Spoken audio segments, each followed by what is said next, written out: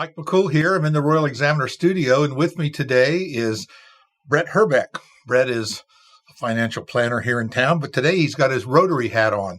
We're going to talk about all the great things that Rotary is doing in our community. So I'm sure you have a list. Well, we know there's a lot of great things. There has been. We've been Front Row Rotary Club has been in our community since 1926.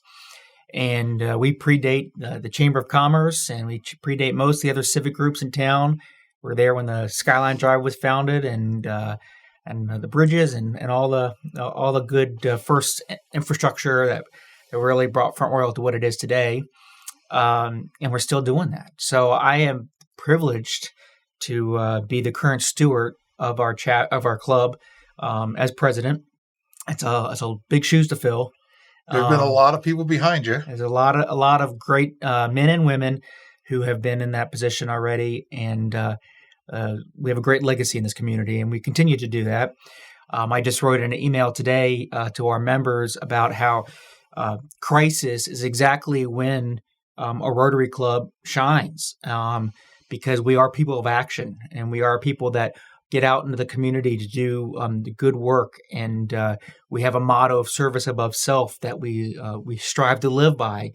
And what better time to demonstrate that when the community and the world, frankly, is in great need. So we continue to do the work, the normal work that we do in the community and around the world, but we've added a couple of new things as well, trying to uplift the spirits of our community during this coronavirus crisis, this health crisis, as well as to actually go out and put some sweat equity in there to help individuals as well. Well, I know the members of Rotary have a tendency to be your local business people and movers and shakers and people to get things done.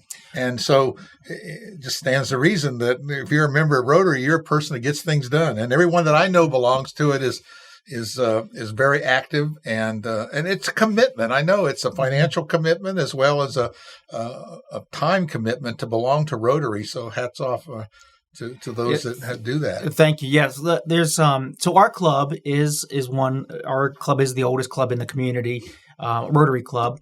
The Warren County Club was started a little over 10 years ago. Right. They meet on Wednesday mornings for breakfast. I can't get up that early. I'm not. There's a special person that does that. I've been to their meetings. I've been to other breakfast meetings. That's George. Yeah. We meet at lunch on Fridays, and then we also have a multi-community Rotary Club now. The Rotary Club of the Northern Shenandoah Valley. Beth Waller is the president-elect of that club. Doug Sexton is the president currently, and that is a club that meets twice a month, either in Clark, Frederick, or Warren. They move around. Oh. And then, so they've got a larger geographic footprint. And then we also have a Rotaract Club in Warren County that are going to also serve the Northern Shenandoah Valley.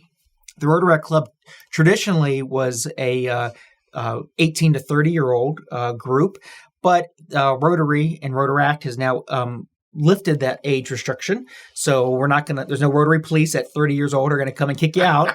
But it also allows for so younger those young people, at heart. Yes, young at heart, or they don't have that. They can't get out at a lunch meeting or a breakfast meeting. They have maybe smaller children, business commitments or job commitments, or frankly, the financial commitment they can't make at that point. And around the world, Rotaract clubs are typically those that are maybe middle management or early entry or to the business. Future Rotary members. Just future Rotary members. So we've got that opportunity. So there's Warren County Club if you're a morning person. If you're an evening person, the Northern Shenandoah Valley Club. If you're a lunch person, we've got our club on Fridays. And if you're a little younger and you just want that social fellowship, a little service on the side, we've got the Rotaract Club. If you're high school or middle school. I was going to say, I know there's one more because we've made some T-shirts for them. There's Interact. We've got Interact clubs at the Warren County High School, Warren County Middle School, Randolph-Macon Academy, and Front Royal Christian. The Warren County Club sponsors at Skyline High School, Skyline Middle School, and up at RMA Middle School, I believe. And then we have Early Act clubs. And Early Act clubs are for your elementary school kids. And it's really a great opportunity to introduce those young people into that idea of service and helping the community and just understanding something that's beyond themselves. And a lot of times those projects that they're working on are very school related. Right. But they meet once a month. We sponsor one at Hilda and one at LFK. And then the Warren County Club sponsors one at E. Wilson Morrison. And there's only 3 Early Ed clubs in our whole Rotary district, which is 7570, that runs from Winchester to Bristol. And we are the ones that have those clubs.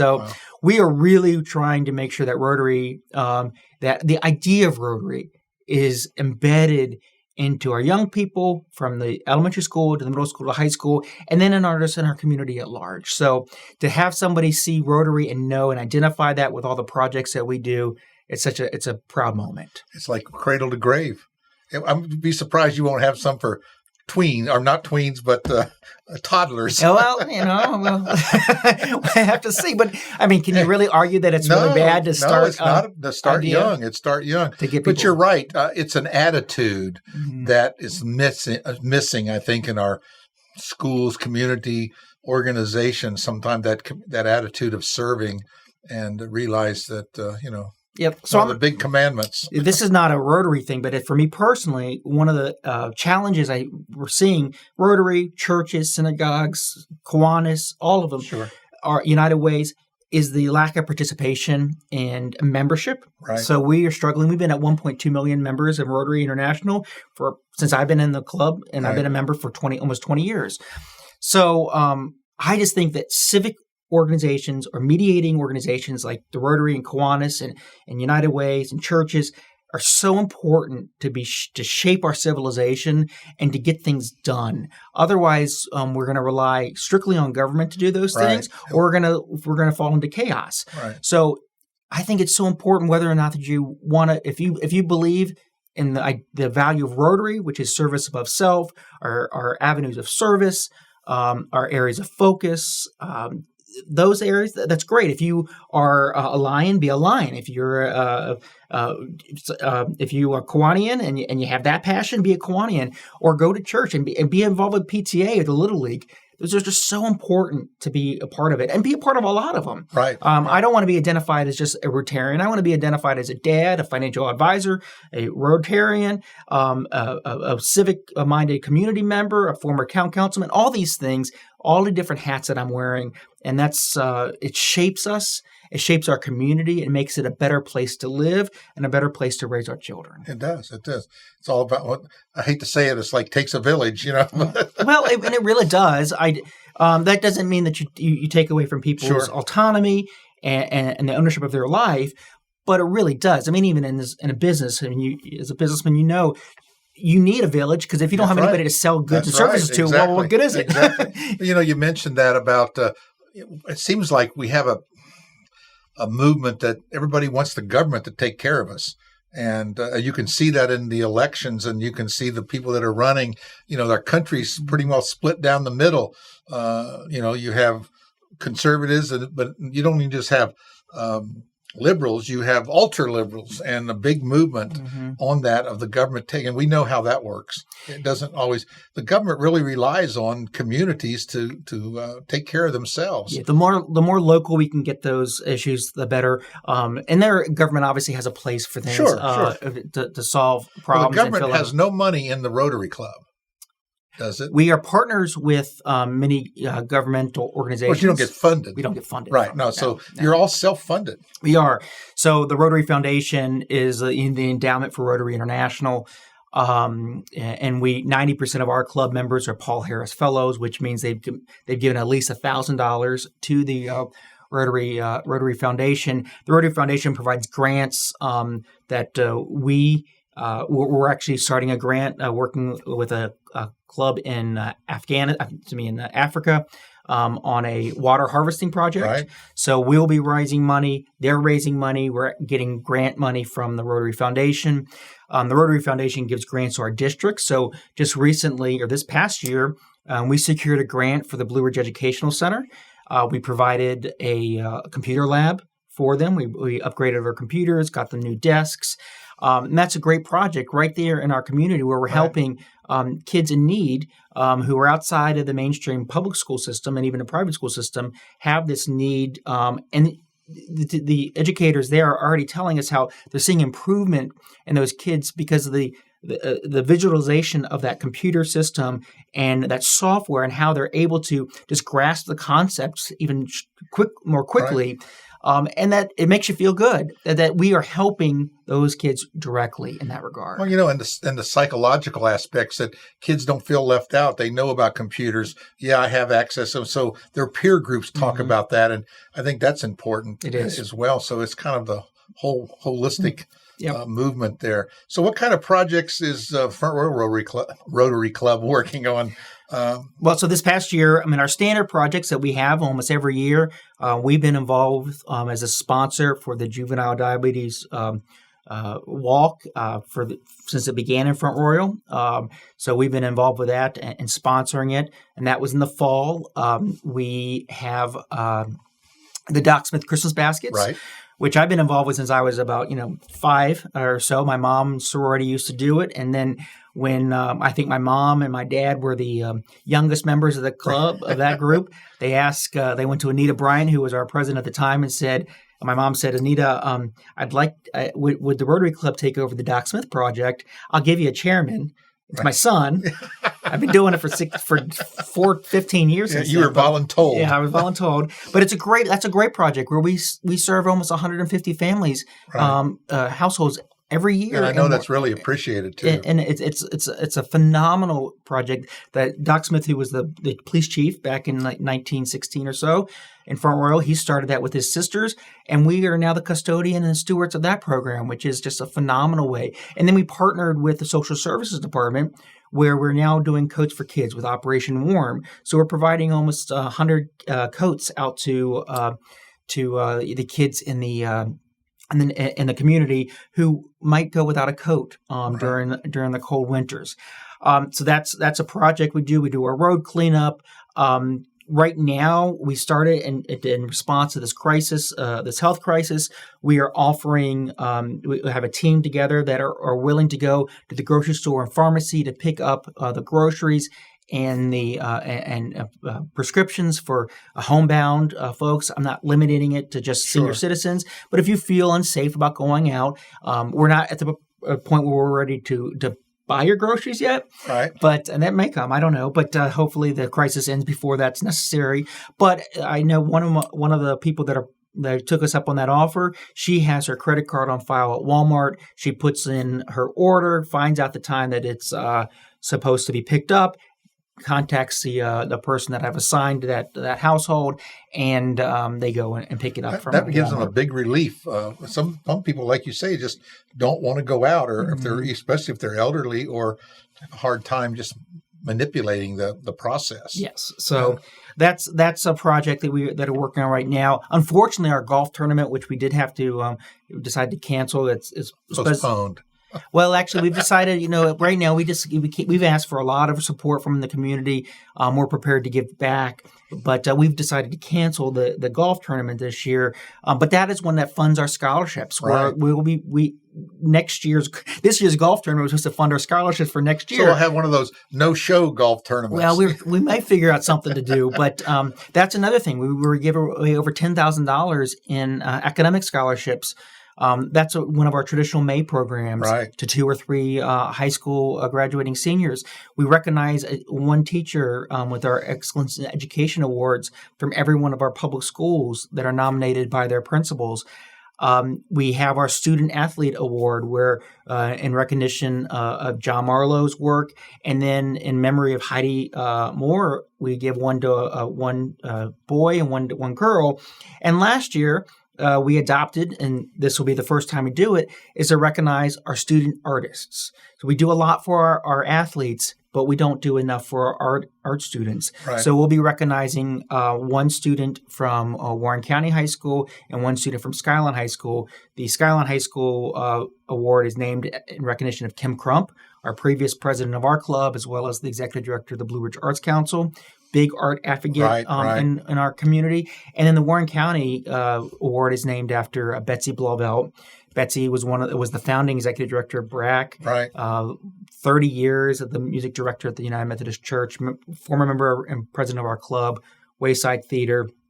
And frankly, she taught me piano lessons for 10 years. So that was a really special decision for us to make to honor Betsy in that regard. So that's another one where we'll be recognizing young people and their talents, not only athletically, but artistically and then academically as well. Well, Rotary is really giving a legacy to people. I mean, you think about the things that go on when you're gone, and people always, thinking about their legacy.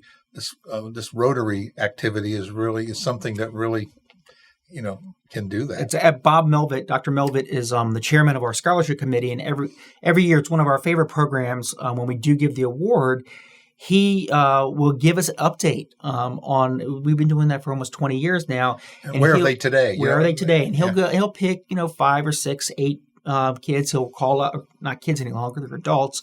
Call them, find out what they're doing, give us pictures, and let us know how that scholarship impacted their life. Sometimes it impacts it in exactly what we thought. They're in that career path, and sometimes it told them what they didn't want to do. Well, that's just as important. That's exactly right. So that's one of our usual May programs. Now, We've switched to Zoom meetings right now. I was going to say, how are these Friday meetings going? Because you used to have guest speakers come in and present things that are going on in the community. So how are we doing that now? So we've switched to Zoom, virtual meetings right now. I canceled the last 2 in March when the governor announced that schools were closed for the 2 weeks then, just to see where we were going to be. And then, of course, he extended that out to June. So we did have our first virtual meeting last Friday. Dr. Colin Green, who is the director of the Lord Fairfax Health District, spoke about what was going on with the coronavirus here in our community as well as worldwide. We usually have a meeting tomorrow, but it's Good Friday, so we typically have taken that day off. And then I have virtual programs.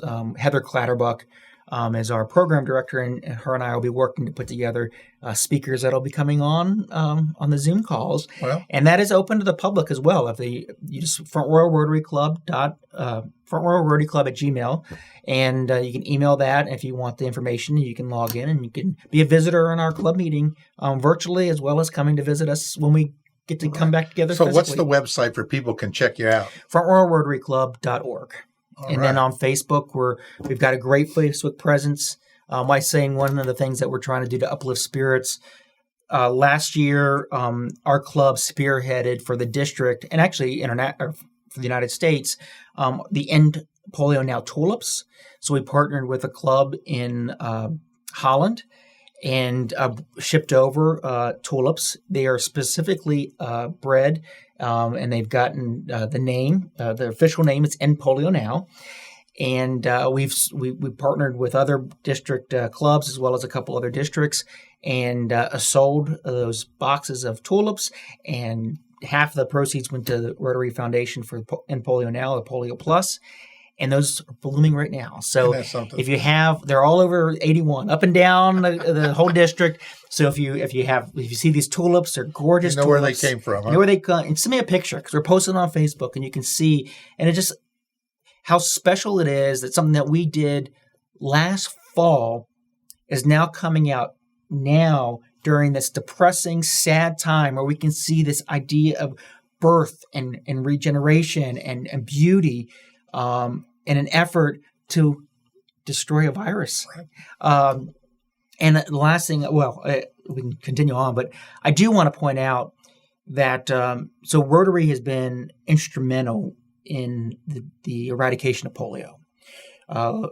Officially started in 1985 when we decided that we were going to eradicate this virus, this disease. And we are down to, I think, there's 2 countries left, Pakistan and Afghanistan, and maybe 20 cases so far this year, maybe 40. Now there was how many was 350,000, I think, back in the 80s. So it's come down substantially. We're almost 99% there, this close to being eradicated. But what this virus is telling us, teaching us, is how quickly, because we're connected all over the globe, how quickly something like that can spread. And I mean, I certainly don't remember. We're a very mobile society. We are. And how porous the borders are in the sense of, especially in Afghanistan and Pakistan, this virus, if we don't end it, the polio virus, if we don't eradicate it completely, we are likely to see another 10 million children afflicted with the polio and maybe even killed over the next 20, 30 years. It'll just spring back like that. And we saw how quickly this virus has spread across the globe. If we don't eradicate that polio, we'll see that do the same thing. And I don't remember it when Jonas Salk came out with the vaccination. I wasn't alive then, but I know it was a celebration, and I know that this is the same thing we're going through right now. That if you were alive in the 50s, you remember when that happened, and this is not an unusual experience. This is just an unusual experience because it's been so long. Right. And you mentioned the polio, but we have this movement where people just won't get their kids vaccinated.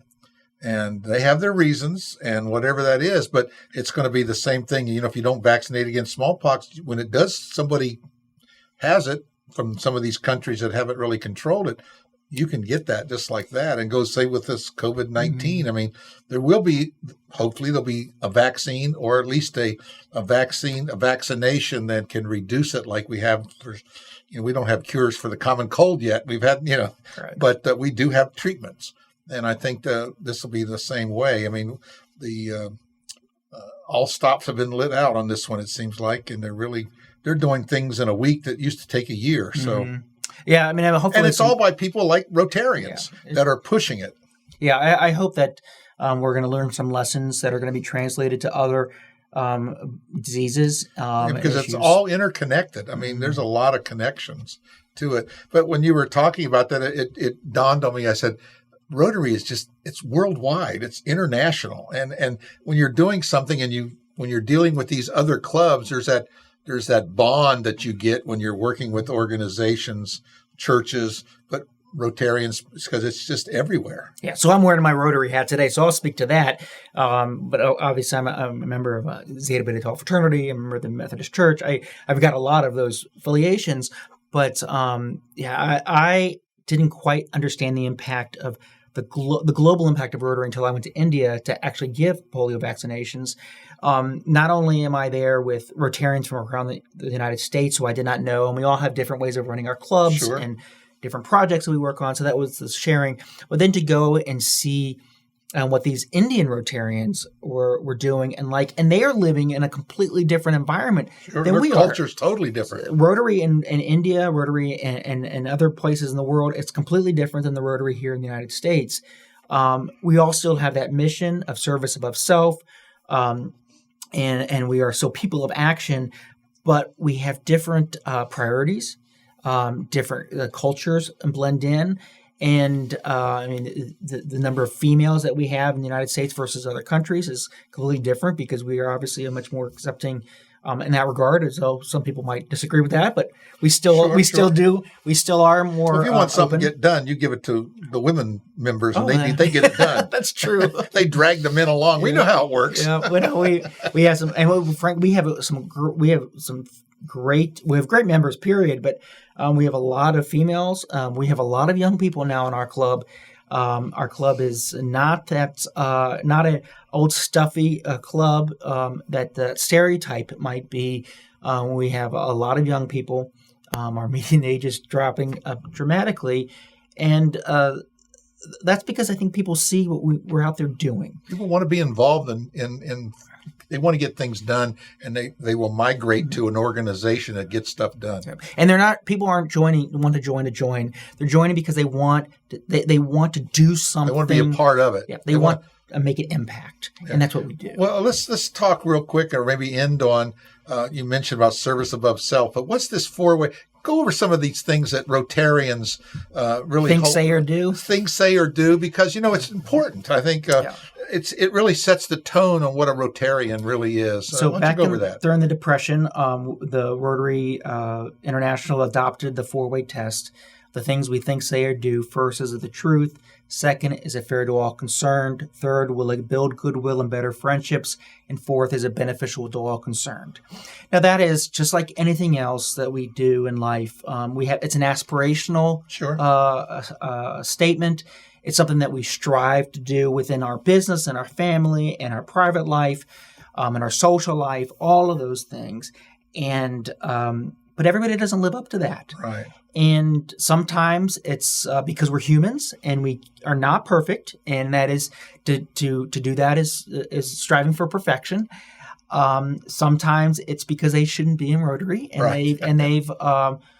they've lied to themselves or to us. But I don't think that that just because somebody doesn't live up to that 4-way test, Right. it should be necessarily a reflection on Rotary International, Right. the Front Row Rotary Club, or any of the Rotary clubs, or any of our affiliates and partners.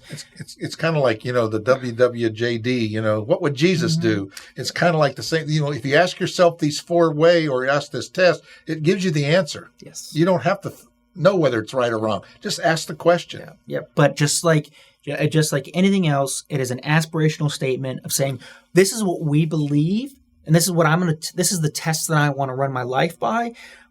But we all fall short of that all the time, because if we didn't, as James Madison said, if we were all angels, we wouldn't need government. That's right. Well, we're not angels, and we fall short of any kind of aspirational statement. Well, but I think people need that goal or that hope to look forward to, and they're looking for that guidance.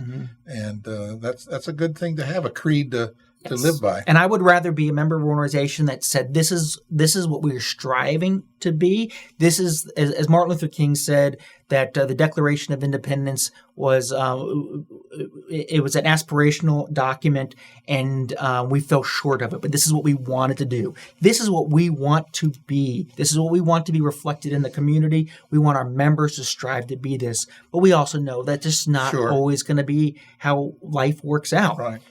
But we also need to acknowledge that and step back and say, well, what did I do? Was it fair to all concerned? Right. How can I do it better? How can I be better next time? What could I have done to make it a better decision in the future? Learn from that, and then if in any cases where there might be a violation of a law or some kind of ethics, you need to be held accountable by that outside in the civil world. Right. But for us as Rotarians, that's a statement of what we want, how we want to live our life, and we're going to strive to live our life that way. And I say most Rotarians do that. That's why they get in. They want to do that. Yeah, people don't join Rotary. Frankly, I don't think people join most organizations because they want to use it as a platform for their self. Right. They want it to help mold them to be a better citizen. They don't stay in long if that's the case, do they? True. No, because I tell people, if you walk in, I tell my colleagues this, if you join a civic group, Rotary, anybody, for the purpose of getting business, that it will sniff you out so fast. Right. Now, you may end up getting business because of your relationships, but it's because the relationships you're building and the values that you're sharing with those people and the bread that you're breaking with them, not because you're there to solicit business. And the same thing, if you're there for yourself, if you're there this is a stage for you to act and perform on, and you want to build yourself on it, and you want to use it to help promote yourself as opposed to using the organization or you being a tool of the organization to promote its mission, we will sniff that out. Anybody will sniff that out, and you'll be invited to go find someplace else. Invited. My old boss, he never fired anybody. He invited them to find another opportunity, and he usually helped find them that opportunity too. That's the easiest way. That's my motto as well. I'll help you find something bigger and better than what you're doing now. That's right. So we'll help you find another organization that might fit what you're looking for a little bit better. And that's true. There's just some people not cut out for. It's just. And that's okay. It's okay. I just ask people that if they want, that they should be, they get involved with their community. And again, that might be that you're coaching a little league team, or you're in the PTA, or running for the town council. If that's your burden that you want to carry, but something that you are involved, because if we're involved in our community, we care about our community. Right. We put roots down, and we're vested in the community, which is actually one of the reasons I wanted the Rotaract Club to thrive and survive and be a big one, is because I realized we have some good teachers here, but they don't live here, and they're not involved in our community. Right. They live in Winchester, Charlesburg, or Stevens City. So how do we get them to be involved in our community and then they'll stay. Because I had They need roots. That's right. I had teachers that were here for 30 or 40 years and made a career out of Warren County Public Schools. And now our teachers, and Greg Drescher would have told you this, I'm sure Melanie could tell you the same thing, is that we just don't have teachers that are here long enough to really have the experience that matters to a child. Right. And it's not always the pay. No. It's a lot of things. As you well know in business, pay is not the number one reason people leave a job. Right. So. Yep. So. Well, I really appreciate you coming in, talk to us about Rotary and all the great things that it does, which we know, and your involvement over the years in a lot of organizations. And I know you have some of your own organizations that activities you sponsor as well. And we'll talk about that when the governor lets us get closer together again. He sponsors a 5K run, so I know. Well, it's a virtual 5K. Oh, now it's virtual. It's a virtual 5K. So if you're interested, yes, because Rotary is a sponsor of this. Okay, there you go. So it is a virtual 5K, but it supports the Warren Coalition's MORE program, which is an after-school program. My grandson was in that, and he really loved it. It's a great program to help. And then the other money goes. I'm an alumnus of Warren County High School's cross-country team. Believe it or not, right. I'm not a great runner, but anyway, but the money is split and goes to the MORE program and then to our cross-country teams for the high schools of both Skyline and Warren County. It's a virtual 5K because we couldn't actually do a physical one this year. Keeping that registration open until May 31st. So you can go to active.com, look up Edward Jones 5K. So you want them to go out and run their own 5K? Go run your phone 5K, take a picture, shoot me an email with your time. And you get a T-shirt. I got your T-shirt. I got your swag. I just need but we want to keep it going. We want to keep it going. This is the 13th year, I think. I know it's been quite a few, yeah. So we've raised over $50,000 for great work. Coalition and the cross-country teams. They're kind of forgotten. I was talking to Rick Garner and we're at the Warren County High School DECA, and same thing. There's certain sports that just get lost. It's not all about football. That's only a very small handful of kids, and there's all these other teams that are out there. That's wrestling and the cross country team and the women's basketball team. Things like that just kind of get low funding, so to speak. So this is a way to help them get some uniforms. I've seen kids out running today. Running. I've seen some of our runners and some of the cross-country I think they're kids. out training for you. Yeah, well, I think they were actually, the one that I saw actually did run already. Oh, okay. But yeah, you can go to on Facebook, look up Edward Jones 5K, and register. It's great. And walk. You can walk. Oh, I can walk. I know. So we can do. He looks at me and says, "I can walk." What's he trying to tell me here? You can run. Yeah. I can barely walk. But that's okay. Really, Bret, really appreciate you coming in, talking to us, keeping us up to date. It's Front Royal Road. Give me that address. FrontRoyalRotaryClub.org. Right. And on Facebook, just look up Front Royal Rotary. And again, there's opportunities to serve. There's Warren County Rotary Club. They meet at 7 o'clock on Wednesday mornings if you're an early bird. There's our club at noon on Fridays at the community center when we're back there. I guess the Warren County Club's meeting virtual as well. They're meeting virtually as far as I know, but they usually meet at the country club, the golf course. Then the Northern Shenandoah Valley, they're all meeting virtually. George is going to call me up and say, "I want to come over there and talk to you about the Warren County Rotary Club." I'm sure he will. Well, George, that's okay. George is welcome. George is George was our district governor. I was going to say he was the governor. And he's done a lot of projects. He's the one that brought the project for the water over from. Right. We ran a story on that and it's amazing work and how that impacted that village. It's just amazing. Yeah. And we take it for granted when we turn the spigot on, but there's places, I remember not that many years ago, I read in the Sunday paper back then, there was 150 homes in Fairfax County still on an outhouse. It was about 20 years ago, maybe. But back then I thought, you got to be kidding me. In Fairfax County, we still had 150 homes using an outhouse. Yeah. And so, I just didn't believe it. But, and the nice thing is that our global grants through the Rotary Foundation, our district grants, our own club money, we're not just international projects. It's domestic projects. It's right here in Warren County. It's in Appalachia. We can, if you're interested in wanting to live by the ideals of service above self, take the 4-way test and apply it to your life, and you have the time commitment. And we might be rolling out a new program too for those that can't make the time commitment. We'll have to see the virus kind of derailed that project. Well, there's a stage in your life where, you can do it at this age and at this age, and there's a place somewhere in Rotary for everyone. I think. But if you have an interest in an area of work, you'll find a place for we them. can find it and we can create it and we have the manpower, we can put the resources there. So if it's Africa, Asia, you want to do something there and you want to be a member of our club and do that, we'll figure it out. If it's Appalachia, if it's literacy, if it's this year, Derek Leisure is where our new president, starting in July, he's working with the other clubs and a Dolly Parton Imagination Library to return that Imagination Library program back to Warren County for literacy. So there are projects that we can take on. We just need the members. Right. We need the people to be involved. So if you're interested, you need boots on the ground. We need boots on the ground. We need the sweat equity. So if you are interested in that kind of stuff, Rotaract, any of the 3 Rotary clubs, frankly, any of the civic groups, but I'm here for Rotary. Sure. Join us. Email me. Let me know. I will put you in touch with that person that you need to touch with because I want you to wear our jersey, but I want you to be involved to make this community and this world a better place for my kids, frankly, to grow up in. That's it. So. Again, Bret, I really appreciate it. That's frontroyalrotary.org.